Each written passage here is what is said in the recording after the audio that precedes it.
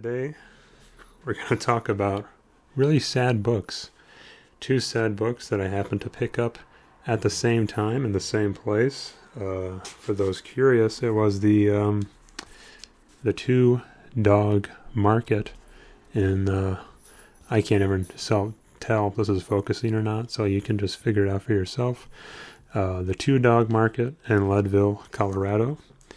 There was a very nice man who sold me these books, who was also a fan of Anthony Bourdain. A Cook's Tour by Anthony Bourdain is book number 2, with book number 1 being Orlando by Virginia Woolf, which he mentioned was kind of an underappreciated Virginia Woolf novel. And I'm like, hell yeah, better check it out, because I am a Virginia Woolf fan. We will be... Oh, I can kind of read it with my glasses on. As per usual, kind of with other reviews of books and whatnot that I've given on this channel, it's going to be less of a review and more of me just looking at the sections I really liked and kind of describing them and reading them off for you, and we'll kind of just go from there. Today, we don't have Tweety Bird. We actually have, see if I can turn this without spilling it, good old Barack Obama, my Obama mug. Happily waiting to alienate half of my audience. That's fine. It's all fine. Who cares?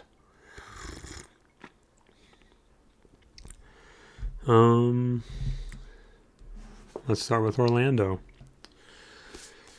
For those of you, I'll do the ASMR triggers anyway.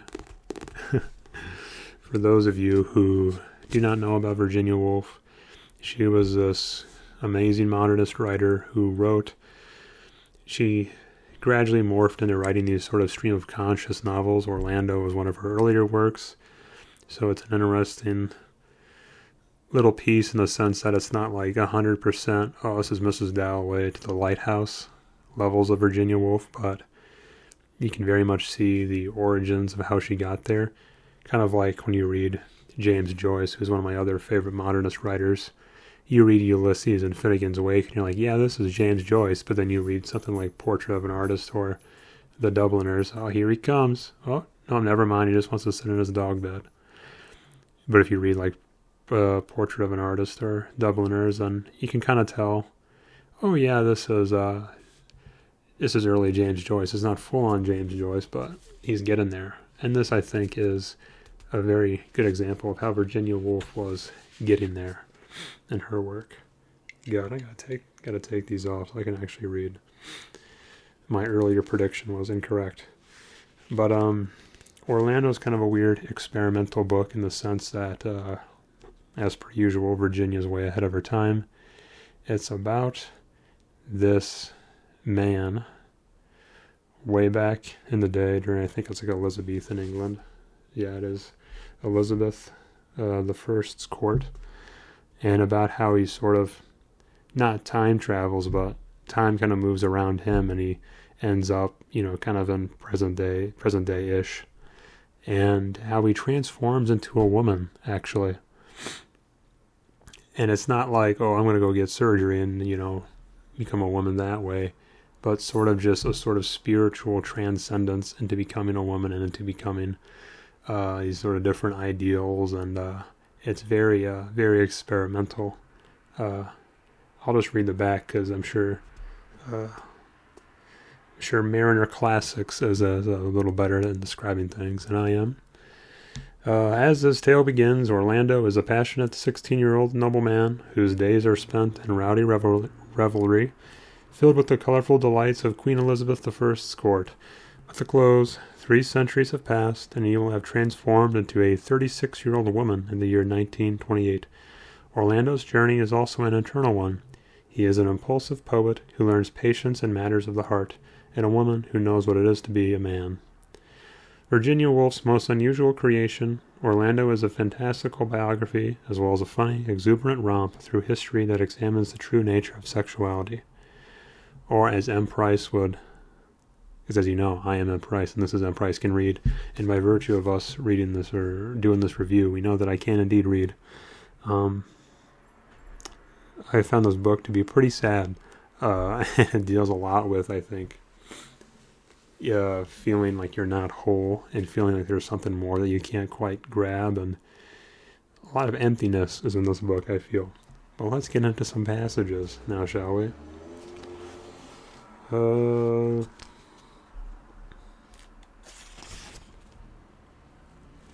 Here. It was Orlando's fault, perhaps, yet after all, are we to blame him? Basically thinking that Orlando's kind of a bad boy. And he says, the age was the Elizabethan. Their morals were not ours, nor their poets, nor their climate, nor their vegetables even. Everything was different. The weather itself, the heat and cold of summer and winter, was, we may believe, of another temper altogether. The brilliant amorous day was divided as sheerly from the night as land from water. Sunsets were redder and more intense, dawns were wider and more auroral. Of our crepuscular half-lights and lingering twilights they knew nothing. The rain fell vehemently, or not at all. The sun blazed, or there was darkness. Translating this to the spiritual regions, as their wont is, the poets sang beautifully, how roses fade and petals fall. The moment is brief, they sang, the moment is over. One long night is then to be slept by all. As for using the artifices of the greenhouse or conservatory to prolong or preserve these fresh pinks and roses, that was not their way. The withered intricacies and ambiguities of our more gradual and doubtful age were unknown to them. Violence was all. The flower bloomed and faded, the sun rose and sank, the lover loved and went, and what the poets said in rhyme the young translated into practice. Girls were roses, and their seasons were short as the flowers'. Plucked they must be before nightfall, for the day was brief and the day was all. Thus, if Orlando followed the leading of the climate, of the poets, of the age itself, and plucked his flower in the window-seat even with the snow on the ground, and the queen vigilant in the corridor, we can scarcely bring ourselves to blame him. He was young, he was boyish, but he did but as nature bade him. As for the girl, we know no more than Queen Elizabeth herself did what her name was. And kind of just goes on to more of just Orlando's boyishness and capriciousness, is the rowdiness of adolescence. And there was just this, to me, blatant melancholy of, back then it was just different. It's not like it is now. And then this sort of longing for ages past, as if thinking that maybe the ages past were better, and that you're trapped, in the bad age. And that a sort of lack of appreciation for your own current age. Oh my God, sorry. I have a cold actually right now, a really scratchy throat. Hence the tea, hence Obama. And should I be doing a video that requires me to talk a lot? Maybe, maybe not. Who cares? Because we're here anyway. And, making good time. My tea, by the way, is turmeric mango tea.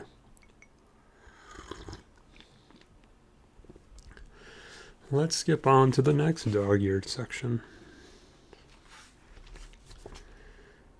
With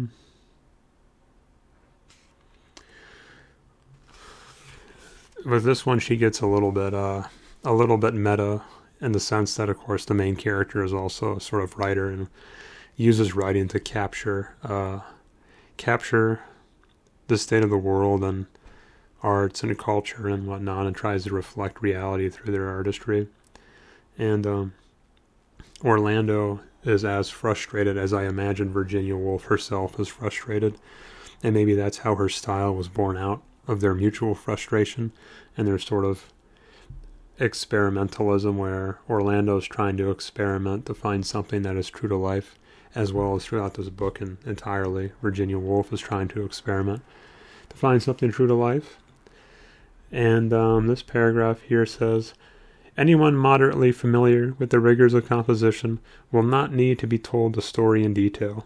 How he wrote, and it seemed good, read it, and it seemed vile, corrected and tore it up, cut out, put in, was in ecstasy, in despair, had his good nights and bad mornings, snatched at ideas and lost them, saw his book plain before him and it vanished, acted his peoples as parts as he ate, mouthed them as he walked, now cried, now laughed, vacillated between his style and that, now preferred the heroic and pompous, next the plain and simple, now the tales of Tempe, then the fields of Kent or Cornwall, and could not decide whether he was the divinest genius or the greatest fool in the world. I imagine someone who's coming up with Virginia Woolf's stream of conscious style that did not exist pretty much at all prior to her, probably also thought she was the greatest genius or the biggest fool in the world as well.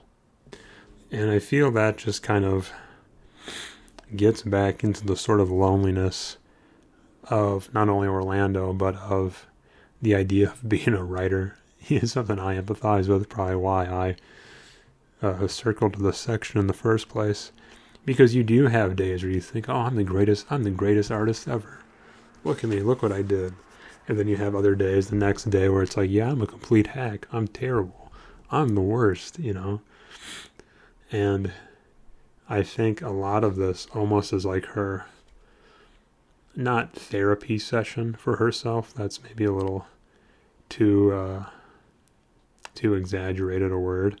But it's sort of like you can tell that she's working things out for herself as she's writing this novel.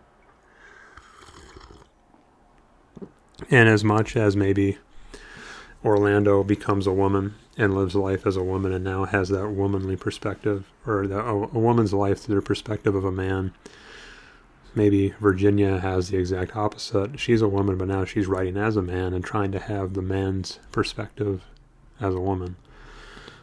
Or to be a man, but have a woman's perspective. It gets complicated, okay? Let's skip ahead. God, my voice is not going to last this whole video. Oh, here's dogs. I like dogs. Orlando, basically throughout his journey, he's, romping around the court, having like affairs, going on adventures, whatnot. And he has a sort of Buddha-like journey, if any of you are familiar with Buddhism, in the sense that he basically has this huge 1%er, hyper-wealthy, does whatever they want kind of life, and they realize that it's meaningless and it doesn't make them happy at all, and as a matter of fact, maybe it is indeed the wealth that is making them unhappy, and that there's more to life, and they need to go on a journey to find out what that more to life thing is. And at this point, Orlando is pretty upset, and he goes, 2 things alone remain to him in which he now put any trust: dogs, Dog City never sleeps, and nature. An elk hound and a rose bush. The world in all its variety, life in all its complexity had shrunk to that. A dog and a bush were the whole of it. So feeling quit of a vast mountain of illusion, and very naked in consequence, he called his hounds to him and strode through the park. And honestly, dogs and nature are about all I trust to in this world. I just got, my dog is right there down the aisle, and he's sleeping like a good little boy. And then nature, I just got back from a walk. Like I said, I'm kind of under the weather, scratchy voice, bit of a cough, sniffy nose, and I just walked outside in the brisk fall temperature, fall air, just to try to revive myself, and just doing a simple walk really can do wonders for you.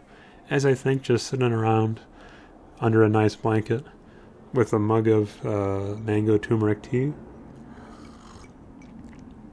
next to your dog can revive even the vilest of ills. Anyway, Orlando is big sad. Hopefully I actually have circled a section where he becomes a woman.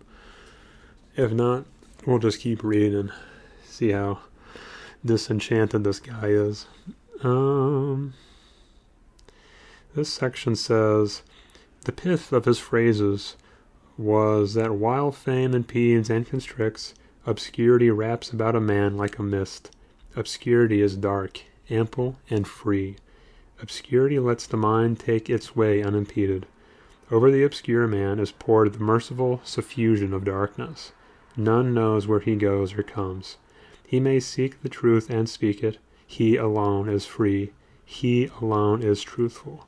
He alone is at peace. And I think probably the reason why I circled that and the reason why I circled those last few sections is I'm reading this not as son of a bitch, really? Is this the time to be doing whatever? Your siren is outside. Anyway, it's hard to make videos when you live in an apartment complex, okay? Oh, stopped. We're good to go. I can't help but read it like this because of who I am. I read everything as a writer. I watch everything as like a wannabe filmmaker. You know, I can't just say enjoy something for the sake of enjoying it. I have to really break it down and think about it and why is it this way and why is it that way. So of course, as I'm reading this book, I am paying attention more to Virginia Woolf as a person and like what of her is seeping through the words and into the pages and is coming out to us. And I think that what she just said there, being at peace, being sort of enwrapped in this shroud of obscurity and then being free through that obscurity is very much her kind of just giving a big, middle finger to the world in the sense that she knows that she's not going to be, mainstream or popular, or most people will probably laugh at her and make fun of her and go, what's this crap stream of conscience, modernist, drivel you wrote? But that she doesn't care, and she's going to keep doing it, no matter what. And by no means is she even popular today. I mean, she's still like, Virginia Woolf's pretty weird. And I think that the really important artists are people who just did what they wanted to do and were sort of enshrouded in this obscurity. Because then when you are in that, you don't have the pressures of everyone else trying to tell you what to do or form you. You're not catering, you're not playing to the audience, playing to the, what's the phrase David Bowie said? Never play to the crowd, whatever, something like that. Where the second you try to curate something specifically for, other people with the object of like making money or making fame and what have you, you kind of lose your artist card. And I think Virginia Woolf was really just saying, hey, I'm writing this experimental book. I don't care what you think about it. I'm just going to do it because this makes me free. And I know that I'm free while doing this. And through that, I'm at peace. And just there is something to be said for just being able to write your own book or make your own movie or make your own goofy videos like these and know that, that it doesn't matter as long as you're kind of enjoying it. As long as you're getting something out of it for yourself, it's okay. And at the same time, going back to why this is kind of a sad book, I think it is set to say as triumphant as it is, that you are very comfortable with yourself and knowing who you are and knowing what you can do, what you're capable of. It's also like, I'm kind of lonely and nobody really understands me. And yes, I'm free to do what I want, but at the same time, no one really likes me, And I feel for Virginia there. I mean, obviously, oh my God, I never even made this connection till now. Virginia Woolf, the author of this book, as well as Anthony Bourdain of this sad book, they both killed themselves. That is wow. How did I not make that? As a suicide enthusiast, how did I not make that connection before? I only say that because of my own books, by the way. Don't call a cop, okay? Yeah. Anyway, let's find a happy section in a Virginia Woolf book. That'll be easy.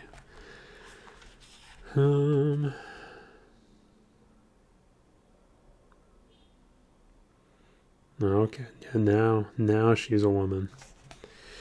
Now Orlando's on a ship, and he's kind of being pampered by the crew there because the crew's like, oh, what a fancy lady, what an esteemed woman, let's be nice to her. And she's sort of realizing that by her perspective, a woman's power isn't in, like, say, a man's power to do this or to do that, but it's in the sort of, once again, maybe manipulate is too strong of a word, but to sort of manipulate, other people into doing stuff for you. So she gets totally pampered and she gets, treated very nicely and she gets all these other things. But instead of doing it a direct way, she does it in a sort of roundabout way. And talks about how there's more complexity to being a woman. And makes you wonder if that is Virginia Woolf's idea of herself, and that she's kind of saying, well, men are just too simple. Men have to, they're dumbed down. They're so straightforward and whatnot. So I wonder if you could argue that maybe she doesn't understand men as well as she thinks she does. If you look at some work by, like, someone who makes very masculine art pieces, like, say, like a Paul Schrader, who really explores all the tragedies and shortcomings of the masculine experience, the complexities of it. But he was also, like, how many years after Virginia Woolf was even a thing, so who knows. There are other people who are trying to think of other people who are maybe, like, overtly masculine works. Maybe a Hemingway, who, don't get me started on Hemingway. Hemingway is like, he's like a jock's version of an artist. He's an artistic guy, and his books are great. He's a fabulous writer, and that's an entire another video for me to rant on him, what I think about Hemingway. But for just the fact that I have other stuff I want to talk about in this video, Hemingway is like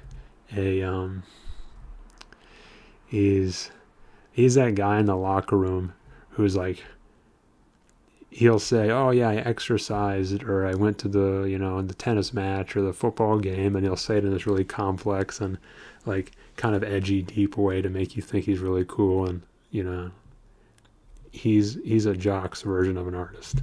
Anyway, a little of the fat, ma'am, this guy's asking Orlando. Let me cut you just the tiniest little slice, the size of your fingernail. At those words, a delicious tremor ran through her frame. Birds sang, the torrents rushed. It recalled the feeling of indescribable pleasure with which she had first seen Sasha hundreds of years ago. Then she had pursued, now she fled. Which is the greater ecstasy? The man's or the woman's? Are they not perhaps the same? No, she thought, this is the most delicious. Thanking the captain, but refusing. To refuse, and see him frown. Well, she would, if he wished it, have the very thinnest, smallest shiver in the world. This was the most delicious, to yield and see him smile. For nothing, she thought, regaining her couch on deck and continuing the argument, is more heavenly than to resist and to yield and to resist. Surely it throws the spirit into such a rapture that nothing else can. So that I'm not sure, she continued, that I won't throw myself overboard for the mere pleasure of being rescued by a blue jacket after all. And that reminds me of, I forget if it's Socrates or Aristotle or Plato, because I get all those guys always mixed up. But one of them said something like, when they became a woman temporarily, that women experienced 10 times more pleasure than men. Which, if you read Orlando, you probably would agree with as well. We gotta get to Anthony Bourdain here. We gotta stop with this. 2 sections here I have left. I just have one line here that says, time has passed over me. I'm like, that is, it does kind of feel, this whole book, like time is just shifting through you, and you don't really have anything that you want, and that no matter what you do, it's like Orlando always finds a way to not really be content. Yeah, it's not really, can't say any of her work is particularly cheery. Maybe A Room with a View is kind of cheery, kind of optimistic.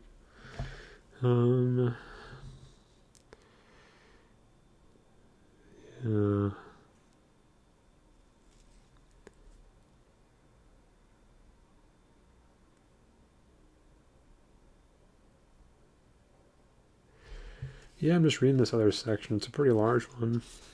Not really sure why not really sure why I did it. I don't know. I think we should get to Anthony Bourdain. But, yeah, I think this is just a sort of sorrowful book where the artist is kind of contending with her own artistry and sort of tiptoeing around the idea of becoming herself, of becoming, the Virginia Woolf she was meant to become.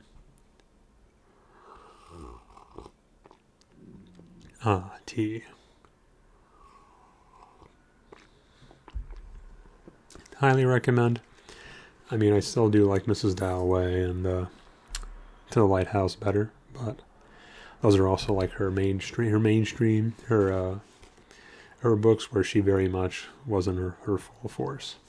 Anyway, now we have What's This? Anthony Bourdain's A Cook's Tour. He is known mostly for that Kitchen Confidential book, which I have yet to read, as well as all these Travel Channel shows, like like No Reservations.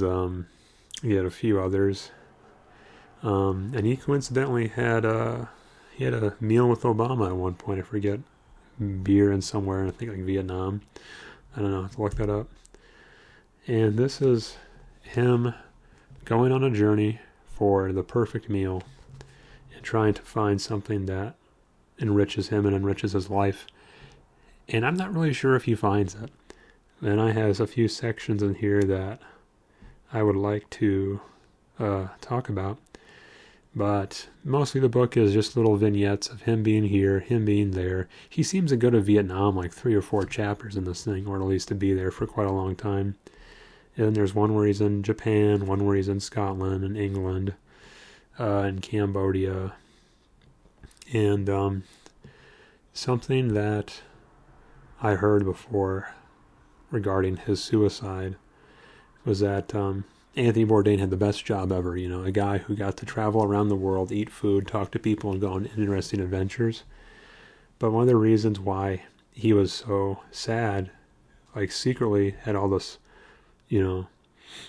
just this sorrow within him, was that for like the first 40 years of this guy's life, he actually didn't do any of this stuff. He was just a regular ass cook, a chef. And he was extremely interested in like pop culture and books and movies, everything he could consume basically. And he was very worldly in the sense that he knew all of these things from all these different cultures.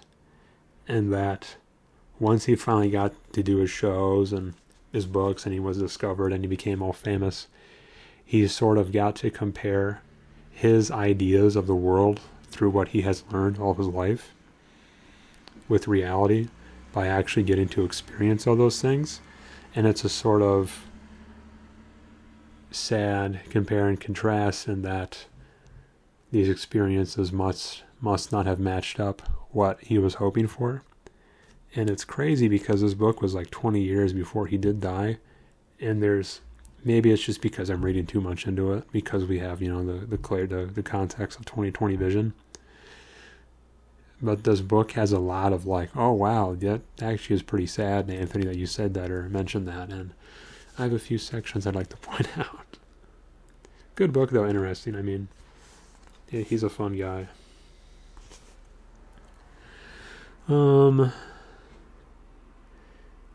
Even the very first section here, all he's talking about are like movie references, book references. He says, I wanted the perfect meal. I also wanted, to be absolutely frank, Colonel Walter E. Kurtz, Lord Jim, Lawrence of Arabia, Kim Philby, the Consul, Fowler, Tony Poe, B. Traven, Christopher Walken. I wanted to be one of those debauched heroes and villains out of Graham Greene, Joseph Conrad, Francis Coppola, and Michael Cimino. I wanted to wander the world in a dirty seersucker suit, getting into trouble. I wanted adventures. I wanted to go up the Nung River to the heart of darkness in Cambodia. I wanted to ride out into a desert on camelback, sand dunes, in every direction, eat whole roasted lamb with my fingers. I wanted to kick snow off my boots in a mafia club in Russia. I wanted to play with automatic weapons in Phnom Penh, recapture the past in a small oyster village in France, step into a seedy, neon-lit pulqueria in rural Mexico. I wanted to run roadblocks in the middle of the night, blowing past angry militia with a handful of hurled Marlboro packs, experience fear, excitement, and wonder. I wanted kicks, the kind of melodramatic thrills and chills I'd yearned for since childhood, the kind of adventure I'd found as a little boy in the pages of my Tintin comic books. I wanted to see the world, and I wanted the world to be just like the movies. Unreasonable, over-romantic, uninformed, foolhardy? Yes, but I didn't care. And I think it's a sort of thesis of the book. Oh, this is what I want to accomplish. This is what I want to do. That instantly sets him up for failure. Because he wants it to be like the movies. And throughout this book, it's supposed to be a cook's store. It's supposed to be him trying to find the perfect meal. But a lot of it kind of comes down to him commenting on just the way of life in these places that he goes to. Or like in Cambodia, he's going on these trails being kind of stalked by militia people. Or he sees all these sex workers everywhere and all these derelicts everywhere. And he'll go to this other place and he'll talk about all these cultural limitations. And it's kind of like he's more focused on all this horrible negativity, tragedy, and then it'll be a little bit of a food here and there. And kind of how, yes, the food is a sort of rejuvenating force in these horrible cultures and whatnot, where people are really just struggling to get by. And that's, that is inspiring, and it does uplift him at the moment, in the moment that it takes place, as well as I'm sure the reader, as it inspired me. And it's like, yeah, woohoo, that's pretty cool. But at the same time, it's kind of like, it's kind of like there's writing on the wall, and it's not very good writing. Let us see what we got.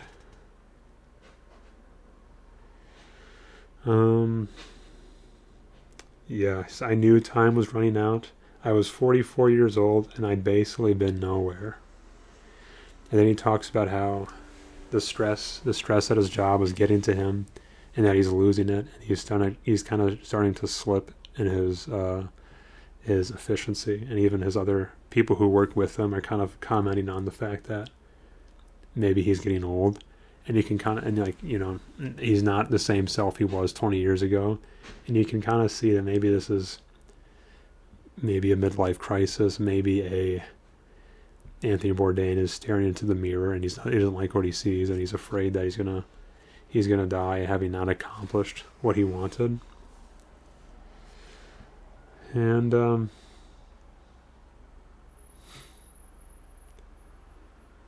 yeah. Yeah, we're like 2 chapters in and it's already super sad. Here we go. So one of the first things he does is he makes the fatal mistake of going back to somewhere he enjoyed as a child. And he's in France with his brother. And it says here, but it still wasn't happening for me. It's not that I wasn't happy. It was great to sit at a table in France again, to look up from my food and see my brother again, to watch him unrestrainedly enjoying himself, bathing in the normalcy, the niceness of it all. Compared to most of my adventures, this was laudable. Gentle, sentimental, no one to get hurt. Waste, disappointment, excess, the usual earmarks of most of my previous enterprises were, for once, totally missing from the picture. Why was I not having the time of my life? I began to feel damaged, broken, as if some essential organ, my heart perhaps, had shriveled and died, along with all those dead clumps of brain cells and lung. My body and soul, like some big white elephant of an Atlantic City hotel, closed down wing by wing until only the lobby and facade remained. It's just like, damn, Anthony. What's wrong?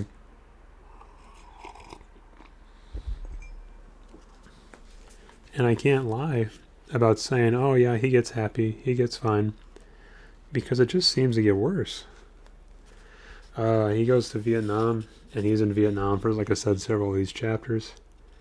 And he sees this guy who is totally, like, from the ground up, covered in scars and burn scars. And he's thinking it's probably napalm from the Vietnam War, or in Vietnam they call it the American War. And he's just basically questioning why he is even doing anything. He's describing this guy, and then he goes, I feel gut shot. My exuberant mood of the last few days and hours comes crashing down. I just stand there, blinking, the word napalm hanging inevitably over me, squeezing every beat of my heart. Suddenly, this is not fun anymore. I'm ashamed. How could I come to this city, to this country, filled with enthusiasm for something so meaningless as flavor, texture, and cuisine? This man's family has very possibly been vaporized, the man himself transformed into a ruined figurine like some Madame Tussauds exhibit, his skin dripping like molten wax. What am I doing here? Writing a fucking book about food? Making a petty, useless, lighter-than-air television fucking show? The pendulum swings all the way over, and I am suddenly filled with self-loathing. I hate myself and my whole purpose here. Keep in mind, this is like a fun, wacky, it's in my travel book of, look at this cool stuff. And he literally says, I hate myself and my whole purpose here.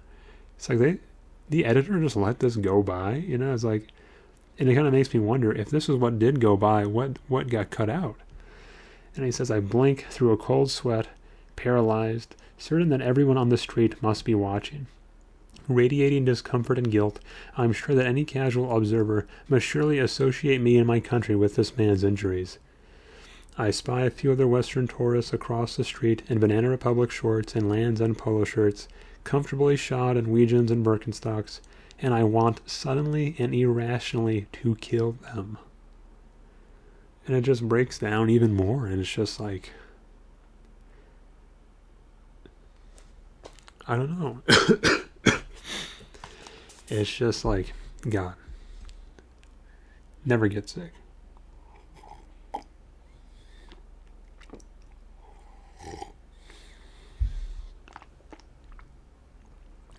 It's just like, God, this guy's miserable, And it makes you wonder if there was something wrong with him this entire time, that he always focused on these things. Or that maybe this was like his journey of becoming disenchanted and jaded. And he does have, happy instances throughout. Hopefully we'll find some. But I just kind of keep coming back to all the sadness. Here he is again. He's watching these people do this, very simple, takes 8 hours to make one dish of food daily with whatever resources they have, kind of thing. And everyone who's doing this work is like really confident and relaxed, and it's just their everyday life. And Anthony Bourdain says, why couldn't I be that certain about anything? Why had I never found anything that so commanded my attention and effort year after year after year? I looked at Abdullah Fattah, wondering what he was really seeing in all those tiny grooves and repeating patterns, and I envied him. And it just goes on to you gotta wonder if maybe he never wanted to be a cook or a chef, and he kind of just got put into this life, and he's thinking that it doesn't really amuse him or keep him as interested as he feels he should. And then it's almost like he's set out on his midlife crisis to try to find joy and meaning, and he just almost ends up with less somehow. And this is the double dog year section, so this is really intense. He's basically losing his mind again, having a breakdown again, and his crew is trying to talk him into being happy and joyful and for the show. And one of his producers is giving him a little motivational speech, and he says 3 minutes into this motivational meeting, the producer mentioned that her boyfriend had been kidnapped by aliens. She said this casually, as if mentioning that she'd seen the Yankees-Red Sox game last week. He had built an alien landing strip in their apartment, she added, her tone frighteningly devoid of irony or skepticism. I waited for the part where she'd say, oh yeah, I know, he's nuts, barky mad, but I love the big lug. That would have been enough for me. I waited, but nothing came. She continued, gently pointing out my many deficiencies while urging me on. I think I even jokingly inquired if her boyfriend had mentioned any rectal probing being involved, a suspiciously regular feature of rural alien abductions. She didn't laugh. I was alone. And that's kind of an eye-opening moment, I feel, for him as well as for me and maybe the rest of the audience, in the sense that, like, not only is he disenchanted with the places he's going to, with the people he's meeting, but even with his own people, with the people he's with. And he kind of doubts his own sanity and his own willpower, obviously, through these events, in Vietnam and in Morocco where he just was, and feeling like maybe he's just dissatisfied with the world. And then as part of like a motivational speech from like someone who should be like his close friend and ally, they kind of also reveal themselves to be disappointing and lacking in quality that he had hoped for. And it's almost like he thinks, yeah, these guys are crazy, so whatever. And they don't even seem to be aware of the nonsense that they're spouting off while trying to help this other guy. And he's just sort of like, wow, I really am just screwed, aren't I? Whichever direction I turn, I just can't win. And it just kind of seems disheartening for him.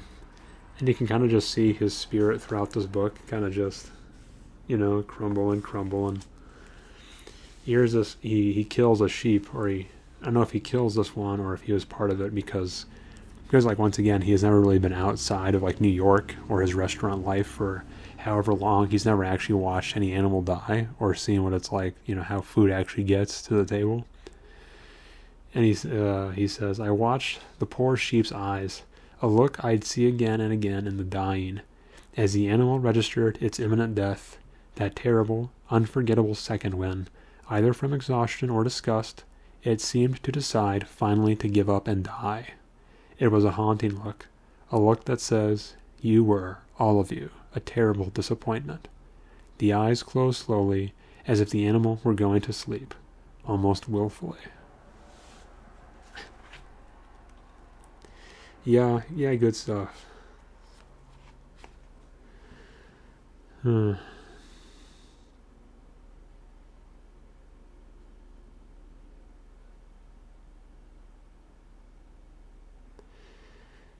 a little bit where I won't read the exact section. I'll just talk about how he's there's this thing called fugu, which is this fish that is potentially lethal to eat.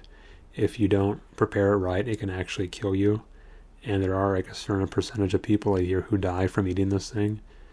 And if you eat it at like a restaurant that's made it for years or centuries even, passed through the family, because if you ever have one person who gets sick from your food, then the restaurant is instantly shut down, no chance of reopening. So if you eat it at one of these places that is renowned for serving it, you'll probably be okay. And he's talking about how fishermen, like, rural, backcountry, whatever fishermen who catch this thing and make it themselves, they die more often from it, but are rumored to have more fun with it. And he eats it at, this, famous restaurant for it. And he's talking about how, like, yeah, it was okay. It was fine, whatever. But how he was more attracted to the potential for him dying from it, the sort of like living on the edge experience, and how he was kind of upset with himself that he had it at this restaurant, and he wishes that he had it with the fishermen instead, because he felt like it would have tasted better with the thought that he could have died from it. And it's just like, wow, this guy like is not okay. Just the idea that he wishes that he was walking the line instead. And that, to him, the idea of eating this thing without any chance of lethality was just boring, Just the things you think about. Yeah, it goes on more and more. This little bit doesn't really make much of a lot of I guess. I don't know. It's kind of a just for fun section. He's talking about other celebrity chefs he knows and about how, like, he doesn't really like the whole TV aspect of it because he feels like it makes him disingenuous and forced and whatnot. He's not a real artist because he's doing it for, TV for money. And he talks about Ainsley Harriott, who I think is just super wacky and funny. You should definitely look up Ainsley Harriott after this. Watch him cook stuff, because he kind of jabs him here a bit. He's talking about other people, and he goes, "There's the Martha Stewart, like Delia Smith. There's the gel-headed Gary Rhodes, and then there's Ainsley Harriott, a man who makes Emeril look like William Buckley. Harriott, who tried his act in New York for a while, specializes in eye-rolling, cooing, squealing, flattering, and mugging.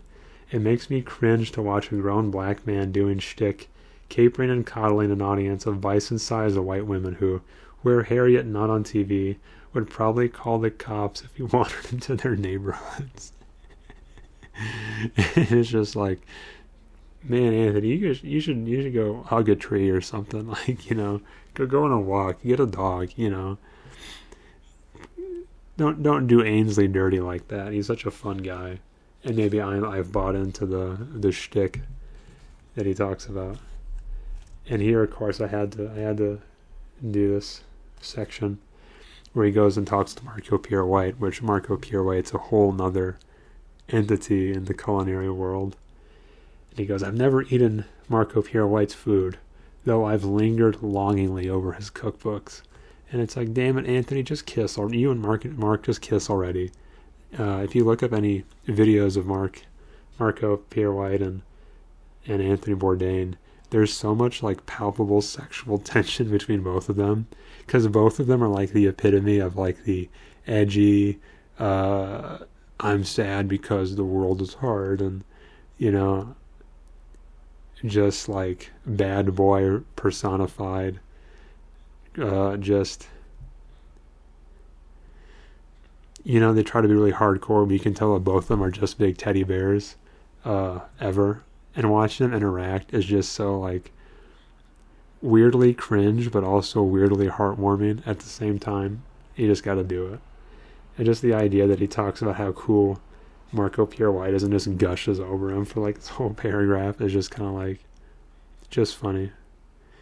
And kind of like, going back to, I guess, the inherent sadness of the book, of course he's attracted to this other guy who matches his ideals and what he kind of represents. Of course he's making fun of Ainsley, the guy who's just kind of fun and wacky and, very much just like is trying to go for a good show.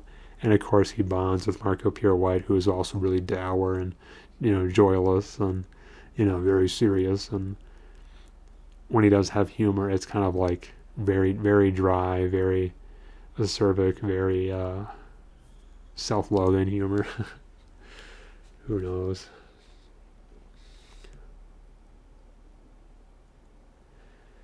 And here it is. He keeps talking about like this is like the third or fourth Godfather reference in this book, and he keeps referencing Apocalypse Now, and he keeps quoting the movies. As someone who also enjoys movies, I of course pick up on this stuff, and it's just like you can tell this guy really just lives in his own like fantasy world, and it's about how like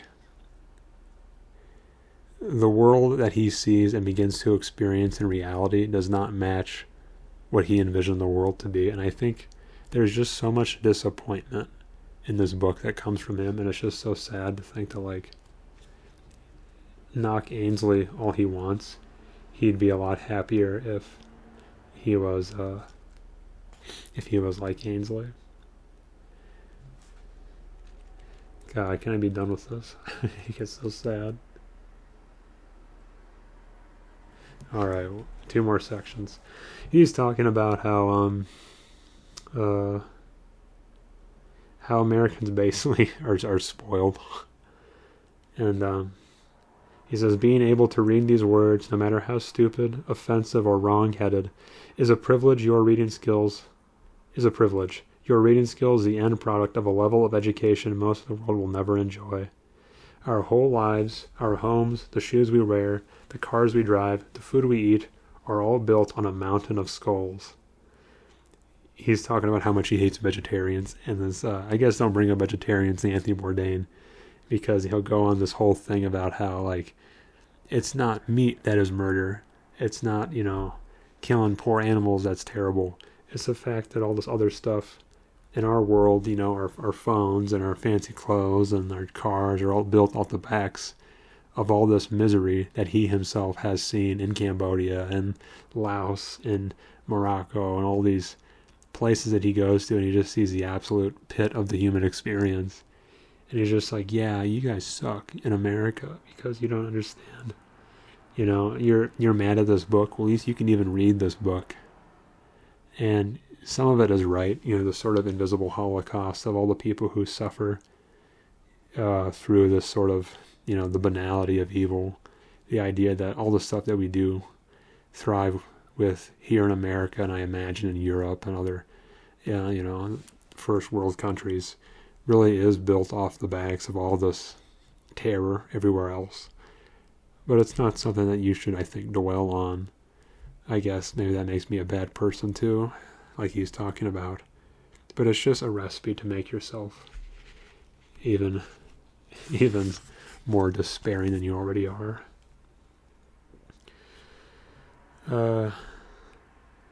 Now let's not even read this last section. As I'm sure you can imagine, it's bleak. Just talking about how he sees all these people in Vietnam and he thinks that they're going nowhere and just kind of lost in their own lives. And it's just like, are you sure that they're the ones who are lost, Anthony, or maybe it's you? I don't know.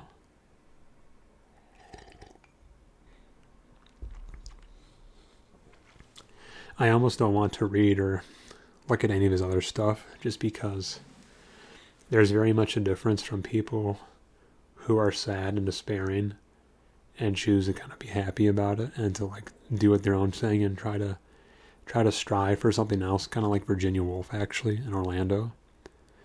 And there's you know, and the people who, like Anthony Bourdain, seem to lean in to the darkness and the sadness and almost willfully shove away the good things. And in his pursuit for, like, you know, finding the perfect meal, he kind of, you know, lands on the fact that a perfect meal can be anything as long as it's something that is important to you, and that in all likelihood is something that is attached to some kind of memory in your life, happy time in your life, something that is just important at the time that you experience it. And I'm happy he at least came to that conclusion and maybe has some sort of positivity at the end of this all. Anyway, that has been my rant on these two books. Two sad books, sad for different reasons. I think Virginia Woolf's a little more hopeful. But all I can say is I hope you read them and let me know what you think. Or maybe there's other books that are sad that you can comment down below and let me know about. It's up to you. Happiness really is your choice, is it not?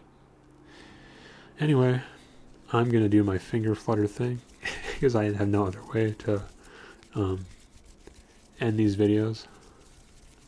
And even if you aren't using this to relax, I still hope you fall asleep tonight and are very content and happy.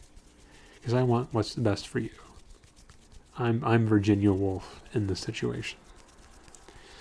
I am M. Price, and this is the channel M. Price Can Read, and as you do know, I can indeed read. As you also know, Dog City never sleeps, and I hope that you may sleep now. Or not sleep, because, like I said, this isn't an ASMR video. Go to sleep.